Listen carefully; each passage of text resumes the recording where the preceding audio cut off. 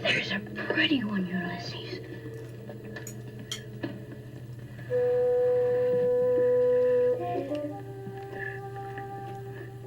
There it is. Hello BookTube, I'm Sean the Book Maniac. Welcome back to my channel. Here I am with another Friday Reads filmed on Thursday afternoon, and I've had a really great reading week, I think, all told. I finished 2 books. This one I have already posted my review. Detransition Baby by Tori Peters, a trans novel by a trans writer, and it just delighted me and stimulated me up to my Oxters. Oxters, O-X-T-E-R. You can check that out if you don't know what it means. I love this book. I have posted my effusive review. I don't know what to say here, but I should say a little bit, shouldn't I? This novel took me deep into the heart of lives of trans women in Brooklyn in the modern era. They were, I didn't specifically say this in my review, they were definitely white trans women who, like the author, Tori Peters, uses the pronoun she and her, and 2 exes, both trans women, one of whom has detransitioned and gotten his mixed race, cisgendered, heterosexual female boss, Katrina, pregnant. And might they, the 3 of them, form a post-nuclear family and raise this child? It is emotionally affecting, intellectually stimulating, really, really funny, and it's at the cutting edge of this justice-seeking moment for trans rights. I loved it. Tori Peters is just whip-smart and funny, and she's written a fantastic novel. That's all I'll say, because I've said quite a bit more in my review. I read some excerpts if you're interested, but I hope that many of you will check out Detransition Baby. It's not hyped. I don't hear much about it. I haven't seen much about it on BookTube. I hope that you all will change that. And this has been a bit of a Marmite book going around BookTube, and it's time for Sean the Book Maniac to weigh in, and I am here to sing its praises to high heaven as well, and that is Lustrous by Raven Leilani. This tied with The Secret Lives of Church Ladies as the highlight of my Black History Month reading last month. I just finished it the other day, and it is a stunning debut novel. I was starting to have some of the misgivings that I know other readers, maybe Kieran would be the most dramatic of those negative reviews, that it was such a crazy story and it stopped making sense at a certain point. And I think I would still call it a realistic novel, but it is a wacky story. And once I accepted its wackiness, I heard Eric Carl Anderson talk about it as being absurdist, and I meant to actually look that up. Eric, you used a really big highfalutin word, absurdist, and I shook my head. I thought, I'm not sure I would use that word, but I also then thought, what does absurdist mean exactly? Absurdist fiction is a genre. This is Wikipedia speaking through me. It's kind of like a seance. It emerged in the 50s and 60s, predominantly in France and Germany. Founded on influences from Romanticism in Paris, the collapse of the religious tradition in Germany, and a bunch of philosophical stuff. Kierkegaard and Nietzsche. Okay, I don't want to know any more about that nonsense. Absurdist fiction. Common elements: satire, dark humor, incongruity, the abasement of reason, and controversy regarding the philosophical condition of being nothing. Well, Eric, I think maybe you've used the term correctly, but I still don't think I need to use that adjective myself, just because it's above my pay grade, that jargon.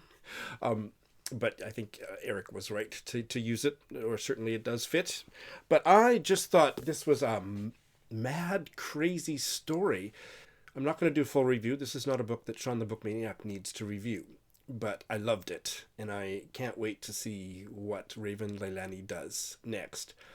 I mean, it's either going to hit you right or it's not. Some people said they didn't like the second half because it was the crazy part. So what can I say about this?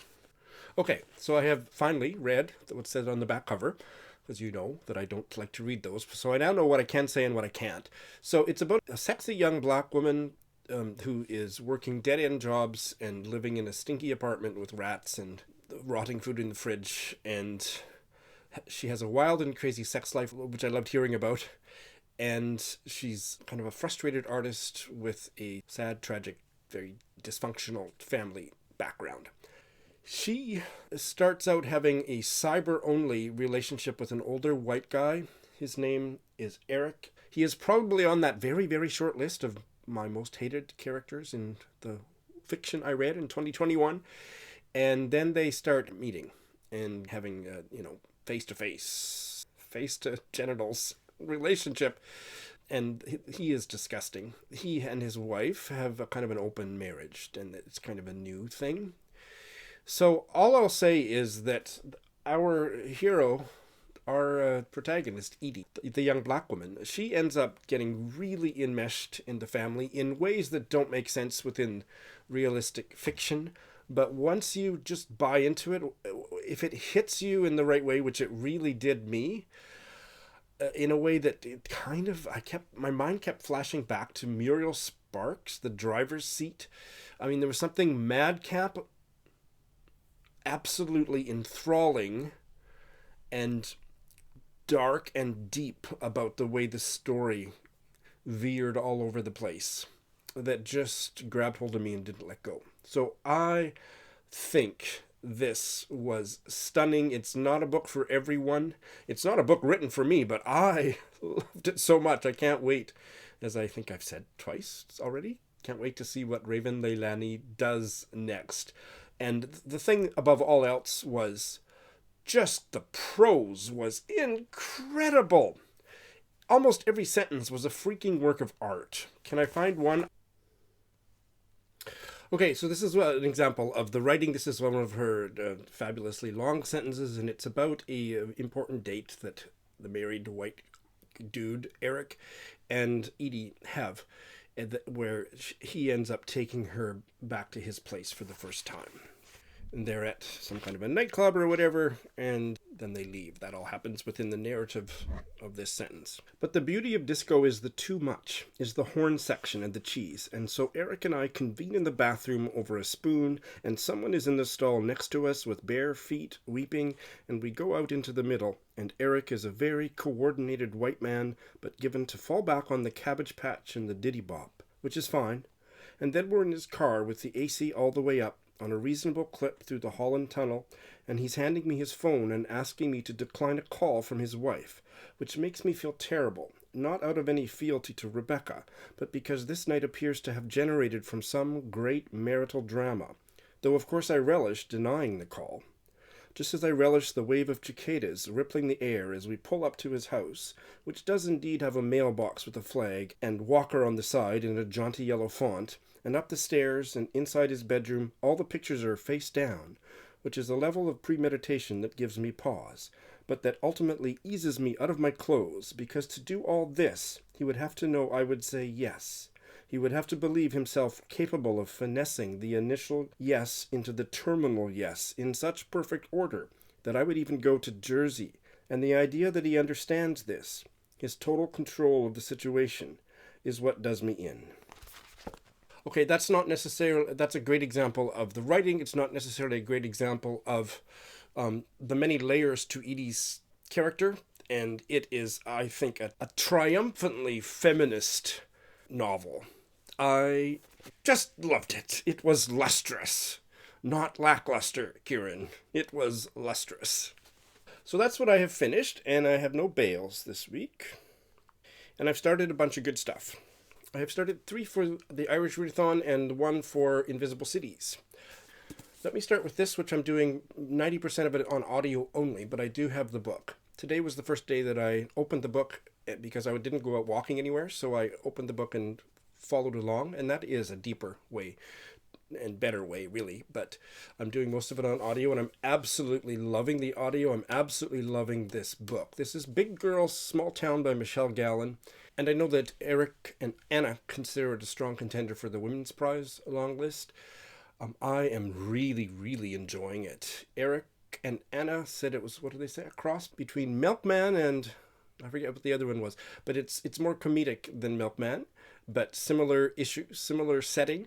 The protagonist is a neurodiverse young Irish woman working at a chip shop, and it is just a few days after her elderly grandmother has been murdered. And you wouldn't know it from the tone, and you wouldn't know it from the focus of the narrative, but certain disturbing references are made to the fact that they've just had a funeral and that the news about the unsolved murder is on TV. She comes from an IRA family, and this is set after the peace agreement. And it's a small town in Northern Ireland. She is endearing, fixated on patterns and routines, and it's told with a lot of lists of things she likes and dislikes, especially things she dislikes, like sweating and makeup. But things she likes are TV show Dallas, sex, hair dryers. She is a hoot. I think there's a deep story that's eventually going to come out. I was sucked in by the voice. The audiobook is narrated by that TV show, is it called Dairy? Dairy Girls actor. I'm not going to look up her name right now. I'll put it in the bottom, but it's wonderful. She's doing it with such animation, and it's fabulous. So I am loving this.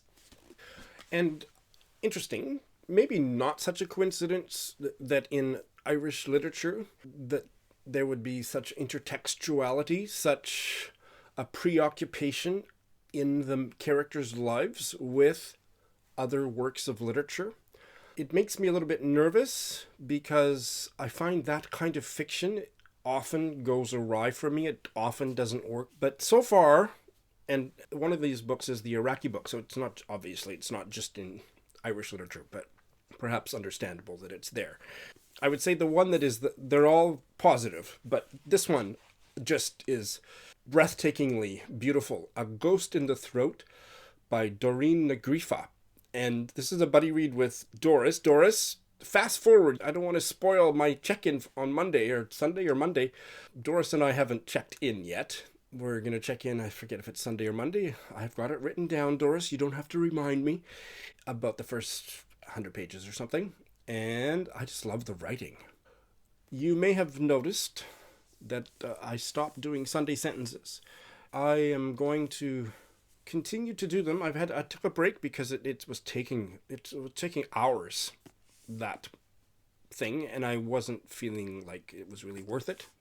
But I'm just going to be much pickier, and maybe 1 or 2 Sunday sentences a month, or no more than 1 a week, the best sentence, and that is much less time consuming. So the Sunday sentence this week is from this book, so you have to wait till Sunday. If you don't know, I put my Sunday sentences on Instagram and Twitter. A young mother, married mother, I think nursing her 3rd child, and she has two very young other children, lives in rural or a very small town in Ireland, and she has always been obsessed by a poem which I won't try to pronounce. I will look it up and study the pronunciation later, but I'm not going to take the time to do that because I can only keep so many difficult, challenging Irish words in my head, in the pronunciation part of my brain at a time. But that's her name at the bottom. That's the name of the poet, and she was a member of the nobility in hundreds of years ago, and she wrote a famous poem. And that poem is reproduced in full. So there's the title in both English and Gaelic. It's the last chunk of this, and it looks to be about 50 pages, perhaps. So far, all I've read is about this young woman in the modern era who, as she is preoccupied by such a full, busy life as a wife and mother of very young children, is rediscovering her lifelong fascination with this poem and this poet, because she's actually just moved to an area where that poet lived. And I don't know where the story's going. I mean, I know basically that we're going to go back in time to that poet's life in a section coming up, and it's going to go back and forth. But I am just so in love with the prose. And so any reservation I have about kind of reading a book about somebody obsessed with a work of literature.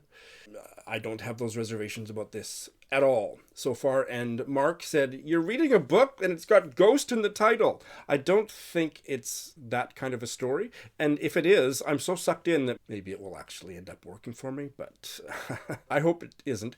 So it's using it metaphorically. And I just think this is stunning.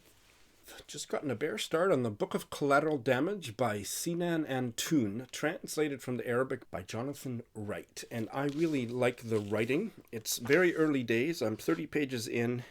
The protagonist is an Iraqi academic who has lived in America since the Gulf War, and now this is, I think, 2003, or just after the 2003 invasion. He goes back as a translator for a documentary film crew from America, so he goes back for the first time to Baghdad.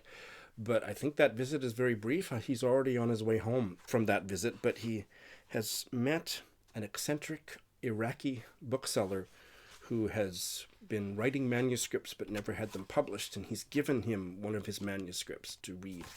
And I'm really enjoying it, but I'm not, like, hooked the way that I am with A Ghost in the Throat, but it's definitely holding my interest. But it's just interesting this theme is showing up in so many of the books I'm reading, because it is also the deal in Mary Costello's novel, The River Capture, which is an arresting title, The River Capture. Certainly, I think I know what river the title is referring to, because it is about a young farmer. I don't know if he's not an active farmer, but he's living on his deceased parents' farm, just kind of hanging out in between, deciding what he's going to do with his life. And I really like him. I'm not yet sure exactly how I feel about the writing, but I'm really drawn to him as a character and his in-betweenness. But he is obsessed with James Joyce's Ulysses. He, quite unself-consciously, thinks about, what's his name? Stephen Bloom? Is that the protagonist? I think so. On almost every page. And I'm not sure how I feel about that, to a lesser degree because I haven't read Ulysses. Although I have to say that it actually makes me more interested to give Ulysses a try someday. I will admit that. It's Leopold Bloom, and Stephen Dedalus, is that how you pronounce it? Dedalus is another character, and he thinks about them in quotes from the novel in the middle of his reveries, in the middle of his thoughts, and he's kind of, at loose ends, and he's fantasizing about writing some kind of a book like this that's not academic scholarship, but fictional, that will be an outlet, a work of literature about how much he loves the novel.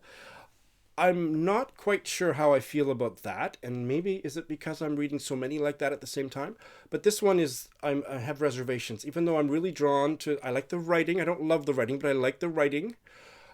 She's done a really good job of making me care about the main character. So I would say on balance, it's still positive, but I'm just not sure if it's going to be really, really fixated on his love for a novel that I haven't read. What's that going to be like? I have enjoyed novels like that before, where I hadn't read the other novel and wanted to go read the novel, or hadn't read the novel for years and didn't remember the novel. So maybe it'll be okay. Mostly positive. But of the three that have characters who are fixated on works of fiction, this is the one I'm not quite sure about, but still a good feeling about it. So those are what I've started. Wow. I hope to finish more than one book, but I will definitely finish one more book. So then what I plan to start is the novel by Anne Enright, which I have as an ebook, The Green Road. That's the one I'm planning to start next. I might change my mind. There's other books on my Irish TBR. I have other books picked out for Invisible Cities. Life is beautiful. I hope it is where you are too. Thanks for watching.